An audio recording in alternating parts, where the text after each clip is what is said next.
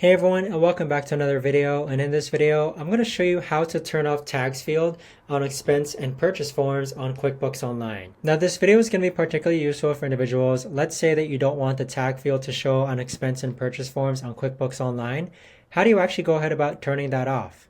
Now this video is going to be short, sweet, and simple, guys. There's not going to be a lot of steps involved. Now in order to do this, what you're first going to do is log on to QuickBooks. Then you're going to click on the gear icon in the upper right hand corner.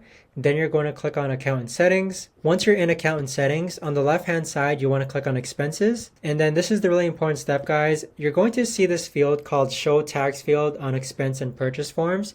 Click on the Edit option and then turn this off and then click on Save. But there you have it, guys. That right there is the best and easiest way that I know of to actually go ahead and turn off the tax field on expense and purchase forms. If you guys know of a better or easier way to actually do this, let me know in the comments down below. I would love to know. Thanks so much for watching, everyone, and I'll see you guys all in the next video.